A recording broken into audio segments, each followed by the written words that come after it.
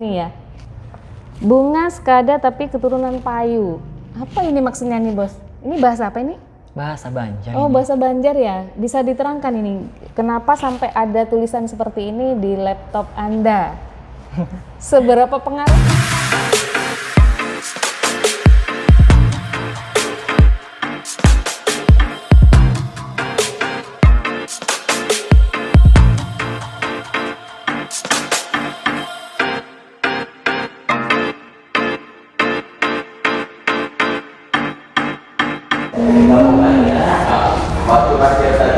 Halo sahabat belajar dimanapun Anda berada, ini Mawamia akan mewawancarai salah satu tokoh pegiat literasi yang berada di Kabupaten Tanah Laut. Siapakah dia? Dia adalah seorang pendidik, penulis sekaligus pegiat literasi yang ada di Tanah Laut. Yuk nanti kita samperi dia. Nah sahabat literasi dimanapun Anda berada, ini adalah tamu saya kali ini. Kita perkenalkan dulu ya. Halo Bos Opik. Oke, ya halo bos. Ini adalah rekan saya yang saya ceritakan tadi. Beliau adalah seorang pegiat literasi. Selain itu, beliau adalah seorang yang aktif di bidang kepenulisan ya. Beliau adalah seorang penulis sekaligus sebagai seorang pendidik di salah satu sekolah negeri di Tanah Laut. Gimana kabarnya Bos? Alhamdulillah kabar baik. Alhamdulillah ya. Terus terang teman-teman, saya sudah beberapa kali janji dengan beliau. Dan baru hari ini saya ketemu dengan beliau karena kita hari ini terlibat di acara Giat Literasi bersama Balai Bahasa tentunya Bos ya. Ya. Baik Bos Opik, gimana kesibukan Anda hari ini? Saat ini, apa? Sibuk apa nih? Bisa diceritakan oleh teman-teman, dengan teman-teman yang ada di Sahabat Mawamia. Yang pertama, kesibukan saat ini adalah kita sebagai pendidik, ya rutinitas kita adalah pendidik. Walaupun di masa pandemi saat ini kita belajar atau pembelajaran melalui daring ya, gitu. Kemudian selain itu juga kita melaksanakan kegiatan kepenulisan. Jadi masih aktif ya tentunya? Iya aktif penulisan karena sebuah hobi, maka segala sesuatunya itu berjalan mengalir. Kita ikuti setiap hari ada kegiatan untuk menulis di rumah. Hobi tadi. Ini beliau ini penulis beberapa buku dan salah satu buku yang menarik nih teman-teman. Guru adalah menantu idaman mertua. Nah, gimana nih ceritanya proses kreatif dari kepenulisan menantu idaman mertua? Tentu saja ya, karena beliau ini selain beliau ini adalah multi talented, punya kebun sawit juga ya. Wow. Kebun apa karet kah? Ya, gimana bisa diceritakan, Bos? Sebenarnya penulisan tentang buku itu sederhana saja, karena kita itu seorang guru, kemudian kita mencintai profesi kita, kemudian lagi juga artinya banyak kelebihan apabila kita atau orang lain itu ini berminantu atau mempunyai menantu. Dalam bahasa Banjarnya itu kan seorang guru, karena banyak kelebihan sih kalau kita bisa asumsikan. Salah satunya di seorang guru itu ada ulangan, kalau tidak bisa kan ada remedial gitu ya. Kemudian kalau berhasil ada pengayaan, mungkin seperti itu ya, sambil doyonan kita gitu. Begitu juga dengan percintaan ya Bos ya. Iya. Segala sesuatu itu harus dimulai dengan belajar ya. Ketika tidak berhasil, maka harus kita perbaiki seperti itu ya Bos. Sebenarnya apa sih motivasi Bos Opik ini dalam kepenulisan? Apakah ada hal-hal lain yang memang harus diaktualisasikan gitu nah dari seorang guru Opik? Sebenarnya tidak terlalu bertarget, mempunyai target yang muluk-muluk. Sebenarnya berawal dari hobi tadi, karena sebuah hobi kemudian sejalan dengan profesi yang kita geluti saat ini. Mengapa? Karena seorang guru saat ini untuk naik pangkat itu ya, kan ada yang namanya PKB ya. Benar. Nah, dan tentunya ini menjadi momok semua guru Bos. Betul. Makanya ada sebuah buku saya itu yang berjudul Naik Pangkat Apa Susahnya. Itu menceritakan tentang bagaimana seorang guru itu untuk kejenjangan karirnya itu menyiapkan. Jadi di buku itu ada pedoman-pedomannya. Jadi sangat membantu lah. Sangat membantu ya. Dan ya tadi seperti yang sudah saya sampaikan bahwa tidak ada target khusus, hanya mengalir karena hobi menulis. Kita tuangkan apa yang menjadi kegelisahan kita, dan dari kegelisahan itu kita menimbulkan ide, gagasan-gagasan ya yang kita buat semaksimal mungkin. Dan tentunya karena kita bukan basicnya penulis, Ya. jadi ya apa yang kita rasakan, apa yang kita temui di dalam kehidupan kita tuangkan dalam sebuah tulisan. Dan tentunya tulisan-tulisan Bos Opik ini sangat bermanfaat dan bisa dijadikan panutan untuk para guru yang lain ya, khususnya yang tadi yang berjudul apa sih susahnya naik pangkat gitu ya, salah satunya. Kalau boleh tahu pemirsa yang ada di Mama Mia Channel ini pengen tahu sih berapa sih karya Bos Opik ini yang sudah diterbitkan, dan sebutkan mungkin judulnya. Dan bagi teman-teman yang ada di Mama Mia Channel ini yang berminat ingin memiliki buku Taufik Nur ini, bisa add di Instagram beliau di sini, media sosial beliau ya, di Instagram ataupun di kontak person di bawah ini. Silakan Bang. Ya, yang sudah terbit itu ada 5 judul buku. Kemudian 5 buku ya teman-teman. Ya, yang pertama, terbitan pertama itu apa? Pertama itu di tahun 2017 itu Ya. awal tonggak kita Kepenulisan ya? penulisan, diakui lah bahasa kasarkan seperti itu, yaitu menjadi guru yang dirindukan siswa. Menjadi guru yang dirindukan siswa. Ya. Sebelum jadi mertua siswa dulu ya. Iya. Yang kemudian? kedua itu kita melaksanakan kegiatan di Bandung kan. Kebetulan ada seleksi di PM4TK IPA Bandung. Kita satu-satunya wakil dari Kalimantan Selatan saat itu, ditargetkan dalam 1 bulan itu bisa menerbitkan buku. Nah, bukunya itu yang berjudul adalah Naik Pangkat Apa Susahnya. Jadi di buku tadi ya? di buku itu tadi mengupas tentang seluk-beluk bagaimana seorang guru itu mempersiapkan kejenjangan karirnya untuk naik pangkat berikutnya. Seperti itu. Kemudian yang ketiga, termotivasi tentang bagaimana seorang guru, kemudian kebanggaan saya pribadi tentang profesi guru tersebut. Ya, terbitlah buku Guru Sang Menantu Idola tadi. Masya Allah. Ya. Itu pada tahun berapa itu Bos? Yang buku ketiga? Buku ketiga itu di 2018. 2018, berarti teman-teman Bos Opik ini setiap tahunnya produktif sekali, tahun 1 buku ya? Ya, bahkan di 2017 itu kan 1 tahun itu 2 buku. 2 buku ya, yang Idola Siswa. Iya, sama yang Naik Pangkat Apa Susahnya tadi. Ya, kemudian buku yang keempat apa Bos? Buku yang keempat itu inovasi sebenarnya. Karena basic saya itu adalah penulis non-fiksi ya, bukan fiksi, non-fiksi. Motivasi, inovasi dari pemikiran saya tadi saya tuangkan. Jadi yang keempat itu adalah kartu sahalai. Oh, kartu sahalai. Penggunaan kartu sahalai untuk meningkatkan hasil belajar siswa, itu inovasi. Dan itu pembelajaran apa ya, matematika atau matematika? Ya, inovasi. Karena kartu sahalai itu saya ambil dari bahasa Banjar ya. Kemudian singkatannya itu adalah sasirangan pecahan senilai. Jadi sebuah inovasi pembelajaran, boleh dikatakan best practice ya, yang yang buku itu, kemudian media pembelajaran itu juga sudah pernah saya ikutkan di simposium di Unlam. Jadi saat jadi pembicara kemarin di sana juga tentang itu ya. Jadi sebuah inovasi bagi guru, karena guru itu belajar sepanjang masa ya. Harus kita terus mengeksplorasi diri kita.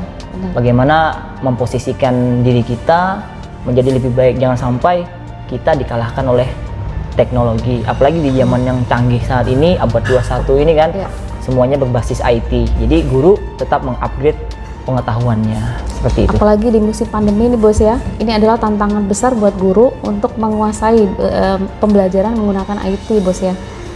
Bagaimana strategi Bos Opik ini dalam menghadapi pembelajaran di masa pandemi ini? Apakah ada hal-hal khusus yang bisa di-sharingkan kepada rekan-rekan pendidik di manapun Anda berada? Yang utama karena kebetulan sekolah kami juga lumayan jauh dari kota kabupaten ya, jaringan internet pun juga tidak terlalu stabil. Jadi kami menggunakan kombinasi antara daring dan offline. Daring dan offline. Jadi ada beberapa kali menggunakan Google Classroom. Kebetulan ya masyarakat pendidik di sana itu dari tenaga pendidiknya, kemudian juga lingkup peserta didiknya. Ya tadi kendala itu tadi, terkendala kita jaringan, ya maka sarana. Ya sarana. Jadi kita gunakan dengan kombinasi tadi, ada daring, ada offline.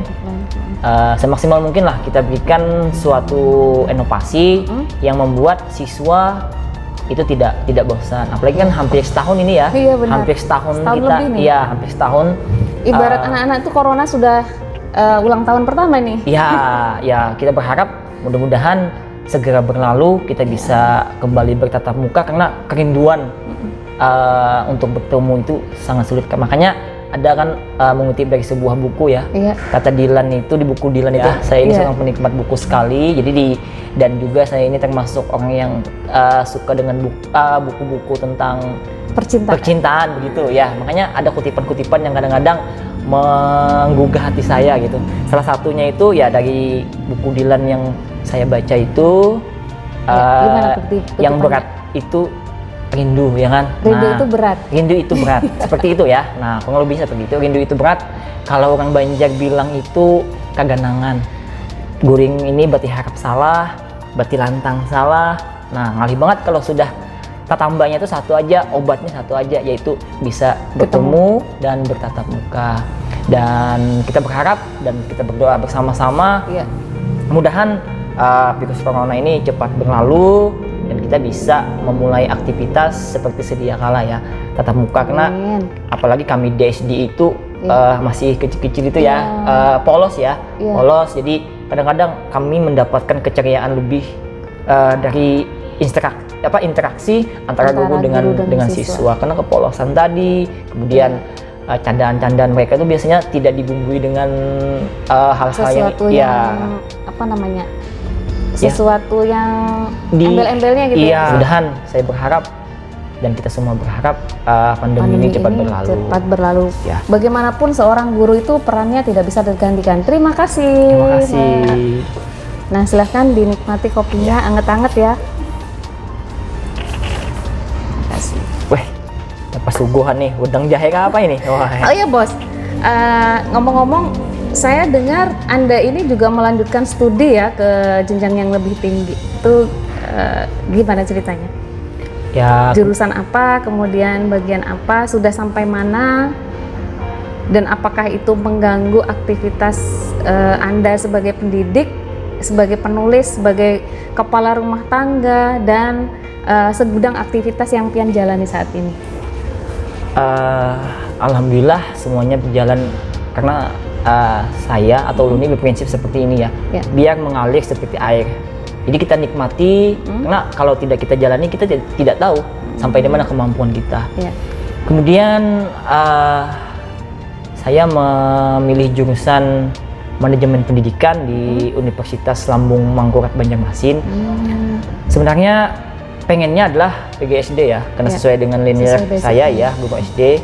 Tapi menunggu cukup lama dari 2012 kemarin selesai pendidikan sarjana atau S1 sampai 2018 tidak ada PGSD di kota kita Banjarmasin. Kemudian usia semakin tua, kemudian juga ini dana nanti yang ada semakin menipis. Jadi kita tekad bulat, karena saya berprinsip seperti ini, menuntut ilmu itu dari buayan sampai liang lahat. Dan satu lagi, kesempatan itu tidak akan datang dua kali. Nah, jadi setelah dapat restu dari keluarga, kebetulan saya juga sudah berkeluarga, punya 2 orang anak.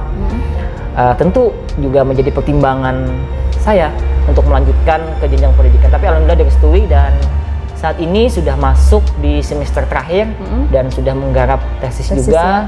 Mudah-mudahan di bulan Juni ini nanti bisa sidang dan bisa ke selanjutnya itu ya wisuda, mudah-mudahan. Kemudian juga satu pesan sih buat kita, artinya buat diri saya pribadi dan buat rekan-rekan, salam literasi. Ini artinya jangan takut untuk mencoba.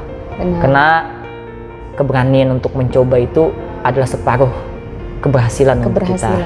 Karena ketika kita punya ide ya, ketika kita tampung, kita tidak segera realisasikan, maka ide itu akan menguap gitu ya bos ya, dan jadinya lama-lama akan terkikis hilang gitu ya. Ada yang lain lagi nggak sih aktivitas di luar sana gitu, di luar sebagai kepala rumah tangga gitu?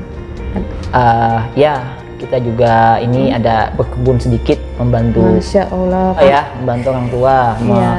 Ya, belajar, karena kita juga kembali berprinsip tadi dalam sebuah buku yang pernah ulun baca itu, artinya di masa muda tanamlah atau investasilah, nah nanti di masa tua mudah-mudahan akan menuai hasilnya. Jadi mulai kegiatan juga belajar untuk berkebun karet sawit, walaupun masih kecil-kecilan, ya mudah-mudahan berawal dari kecil ini lama-kelamaan nanti akan menjadi besar. Ya intinya seperti itu ya, seperti menulis buku. Nggak nyangka kalau bos Opik nih sudah 5 buku ya, berawal dari 1 buku, dan ini rencananya ada buku yang lain nggak yang akan diterbitkan? Iya, rencana ini yang dalam tahap proses ini kan sudah ada 2 buku. Dan covernya sudah kita siapkan ya, sudah jadi covernya. Yang pertama itu adalah cerita tentang perjalanan saya kuliah, jadi mulai daftar, bagaimana menguatkan hati untuk memilih jurusan manajemen pendidikan ini, karena awalnya itu ada keraguan antara jurusan bahasa Indonesia dengan manajemen pendidikan ini. Jadi judul bukunya itu adalah Mengejar Magister Pendidikan. Nah nanti saya tampilkan juga covernya, mudah-mudahan bisa menginspirasi kawan-kawan. Yang kedua itu adalah buku yang bertema Rekam Jejak Kisahku. Jadi itu buku berisi tentang perjalanan saya, gitu ya kurang lebih biografi dari masa kecil, bagaimana hidup di kampung, kemudian dengan keadaan yang cukup gitu ya, sederhana sampai bisa menjadi yang saat ini, walaupun seperti tidak sekarang ini. Ya, walaupun tidak sukses amat, tapi paling tidak saat ini sudah bisa menikmati hasil jerih payah kita. Benar. Beberapa waktu lalu saya kayaknya pernah mendapatkan kiriman Ska Banjar itu ya? Iya. Buku ajar ya? Iya, buku sejenis model itu. Gimana ceritanya itu? Apakah itu proyek atau memang punya pian pribadi atau gimana itu bos? Sebenarnya awal ceritanya itu sederhana ya. Saya memang punya hobi, kebetulan di sekolah kami itu kawan-kawan guru itu kesulitan untuk menyusun buku muatan lokal ini. Ada beberapa buku sumber referensi, tetapi masih sulit untuk diajarkan. Ya. Nah, oleh karena itu saya punya gagasan membuat sebuah rancangan buku sederhana ya, modul tadi untuk membantu guru dan siswa ya kan belajar yang punya keseragaman. Jadi awalnya itu cuma draft sederhana, itu sudah naskahnya pun masih ya sambil jalan ya, karena kesibukan tadi. Jadi kalau ada ide, ada gagasan tak jalankan, kalau tidak ada mandek dulu sambil cari referensi. Akhirnya ada tawaran dari dinas pendidikan, sebenarnya awalnya bicara-bicara di pikiran aja ya. Nah, ngobrol santai ya. Ternyata ini bisa digunakan untuk di Kabupaten Tanah Laut. Memang sangat sederhana karena bukan basicnya penulis ya. Jadi sekemampuan kita, yang penting tujuan kita itu adalah kita membuat suatu buku bahan ajar, modul atau sejenis LKS yang di sana tuh berisi buku muatan lokal tetapi bernuansa tanah laut. Jadi ditargetkan itu ada 20-30% materinya itu yang berasal dari daerah kita tanah laut. Berarti kearifan lokal ya? Kearifan lokal ya, mudah-mudahan itu bisa diterima oleh masyarakat, terutama nanti di Kabupaten Laut. Ya, benar. Dan digunakan nanti insya Allah di semester awal ajaran baru ya, tahun ajaran 2021-2022 ya. Ya, mudah-mudahan bisa bermanfaat. Harapan kita sebagai penulis ya, tulisan-tulisan kita itu bisa menginspirasi, kemudian bisa bermanfaat tentunya ya bagi orang lain. Karena kembali saya ini kan termasuk orang yang terlalu puitis ya, jadi banyak membaca-baca buku-buku yang menggugah hati tadi. Nah, yaitu Memotivasi. Iya, memotivasi. Artinya orang hebat itu adalah orang yang banyak mempunyai manfaat bagi orang lain. Ya, Mungkin seperti benar itu. sekali. Bagaimana peran atau dukungan istri dalam hal ini, dalam karir Bos Opik nih? Apakah beliau mendukung? Kemudian basicnya si istri ini apakah wanita karir atau rumah tangga gitu, Bos? Dengan kesibukan, segudang kesibukan ini tentunya biasanya menimbulkan polemik ya di keluarga itu. Bisa istri sering ditinggalkan atau gimana. Terus tanggapan ibunya bagaimana ini? Apakah mendukung karir Bos Opik atau gimana? Ya alhamdulillah sampai saat ini ya kita sudah berumah tangga kurang lebih 10 tahunan. Sudah lama ya? Ya. Dikaruniai buah hati berapa? 2 orang, 1 perempuan dan 1 laki-laki. Yang perempuan itu sudah kelas 3 SD. Kalau yang besar ya? Kalau yang kecil sudah usia 2,5 tahun ya. Alhamdulillah mendukung ya, sangat mendukung sekali malah. Ya memang setiap Sambil perjalanan. diminum ya, Bos? Oh ya. Makasih. Kita lanjutkan ya. Silakan. Ya alhamdulillah mendukung sekali dengan kegiatan-kegiatan kita. Ya konsekuensi ya yang harus dihadapi. Setiap kesibukan itu pasti ya sering meninggalkan rumah. Tapi juga kebetulan kita mengikuti kegiatan-kegiatan itu kita sesuaikan dengan waktu. Tidak melebihi dari 1 minggu biasanya. Ya 2-3 hari kan masih bisa. Kita ini kan kebetulan juga istri ini seorang pendidik juga, jadi bisa memahami seprofesi ya. Benar-benar. Jadi bisa memahami kesibukan kita, tambah lagi dengan kegiatan-kegiatan kita di luar. Dan alhamdulillah kalau pesannya adalah ya itu yang kegiatan yang positif. Ya, Nah, selain kegiatan positif pasti didukung gitu ya. Iya betul, yang positif dan didukung. Kemudian lagi satu yang perlu kita garis bawahi di sini juga, karena seorang laki-laki itu sukses, ada perempuan. Iya, pasti ada perempuan di baliknya. Iya, itu yang perlu kita garis bawahi. Jadi sehebat apapun laki-laki yang sukses pasti ada perempuan yang hebat di belakangnya. Bisa salam-salam untuk istrinya di rumah. Halo sayang, terima kasih banyak. Mudahan selalu sehat dan selamanya kita bisa bersama. Amin. Ya, amin. Jadi baper nih. Baiklah rekan-rekan sahabat literasi dimanapun Anda berada, bagi kalian yang ingin lebih kenal dekat dengan beliau, Bapak Taufik Nur, kalian bisa follow di Instagram berikut ini. Dan bagi kalian yang berminat untuk memiliki karya beliau, dari 5 buku dan 2 buku yang akan diterbitkan, kalian bisa menghubungi kontak beliau melalui DM di Instagram berikut ini. Bunga Skada tapi keturunan Payu. Apa ini maksudnya nih, Bos? Ini bahasa apa ini? Bahasa Banjar. Oh, bahasa Banjar ya. Bisa diterangkan ini, kenapa sampai ada tulisan seperti ini di laptop Anda? Seberapa pengaruhnya ini tulisan ini untuk memotivasi aktivitas yang terangkum banyak sekali di sini. Nah, ini bagaimana kisahnya? Sederhana ya.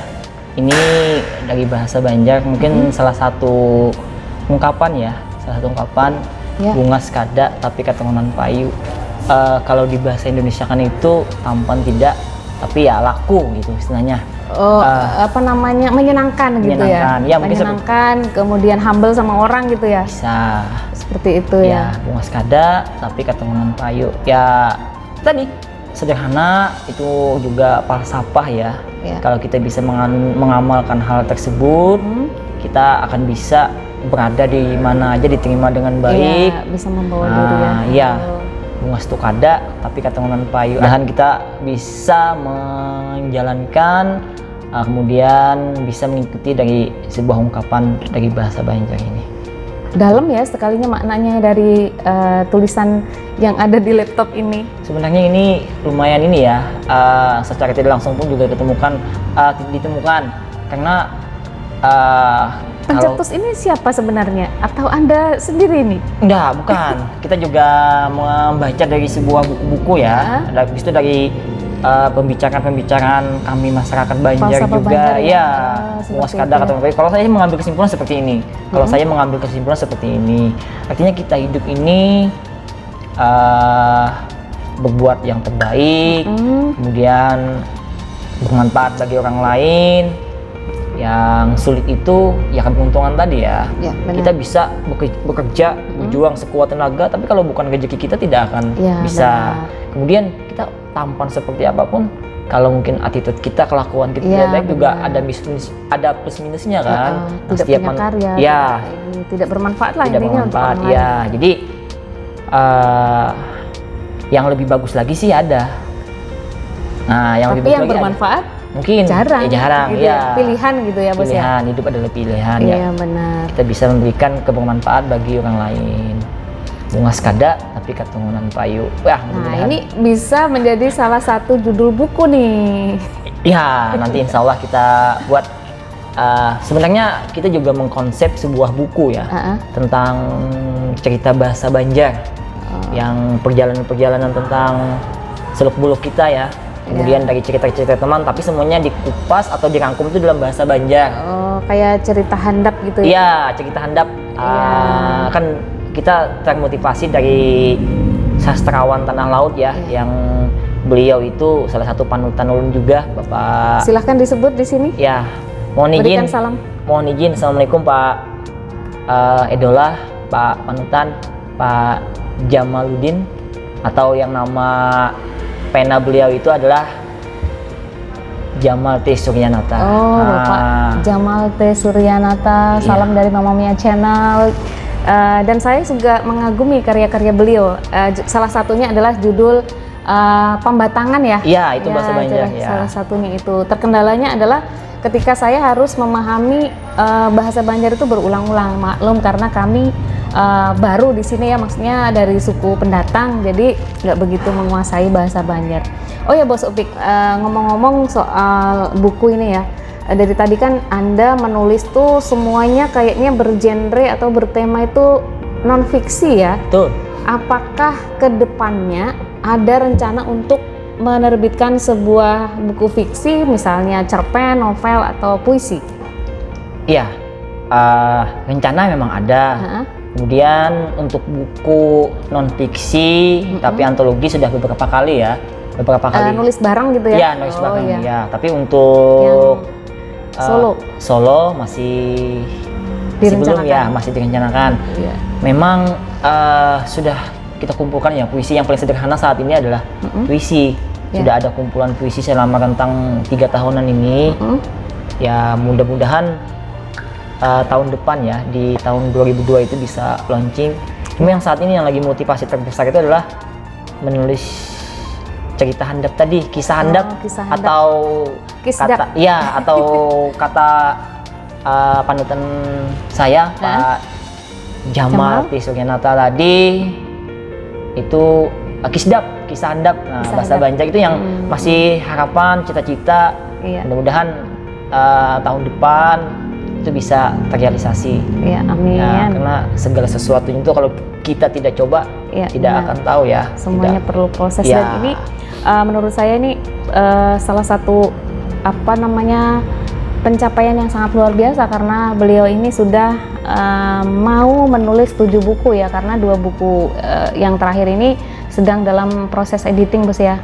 Bu, launchingnya nanti, dan barangkali untuk teman sahabat Mama Mia dimanapun Anda berada yang ingin mendapatkan buku-buku inspiratif seputar pendidik dan perjalanan karirnya, serta beberapa buku best practice yang tentunya bermanfaat dalam pembelajaran KBM di kelas, silahkan hubungi beliau melalui sosial media yang ada di deskripsi video ini.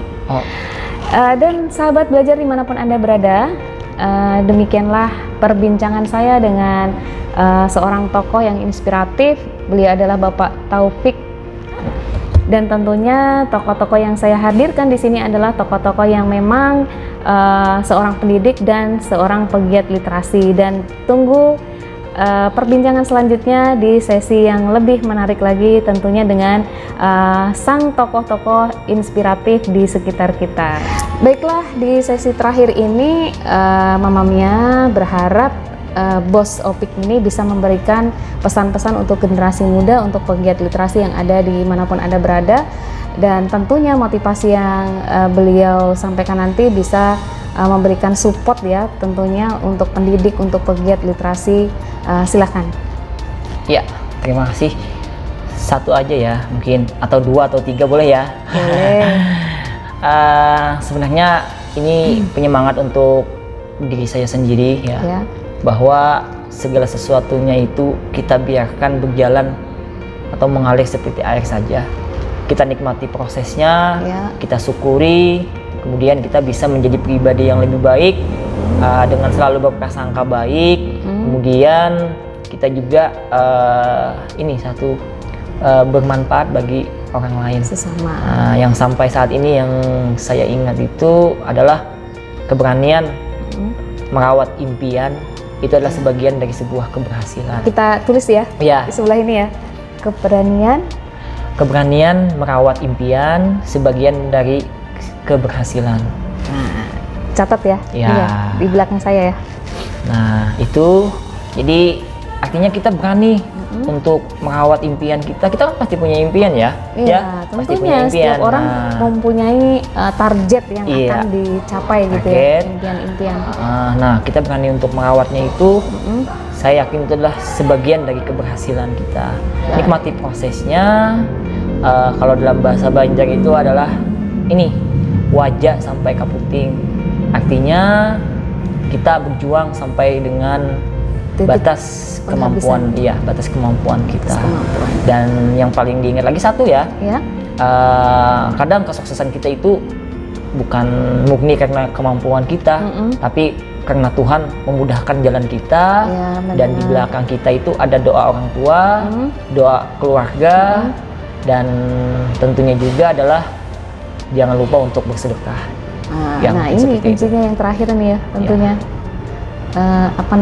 Sisi positif yang kita ambil dari Bos Opik ini, meskipun beliau ini memang seorang pekerja keras, kemudian selalu merawat impiannya, yang terakhir adalah selalu dimudahkan dengan berkat bersedekah ya Bos. Iya, insya Allah semuanya akan diberikan kemudahan-kemudahan oleh Tuhan Yang Maha Kuasa. Baiklah sahabat Mamma Mia dimanapun Anda berada, demikianlah perbincangan kami dengan seorang guru Taufik Nur ya, seorang yang multi talenta yang tentunya memberikan inspirasi untuk kita semuanya. Mudah-mudahan kita dimudahkan untuk merawat impian kita, kemudian dimudahkan oleh Tuhan Yang Maha Kuasa dengan cara yang tulus tentunya, dan selalu berpikir positif. Inilah bincang santai kita bersama tokoh literasi hari ini, dan jangan lupa bagi Anda yang baru bergabung di channel ini, silahkan tekan tombol subscribe untuk mengikuti tokoh-tokoh inspiratif berikutnya. Dari Mamma Mia Channel, saya mengucapkan terima kasih.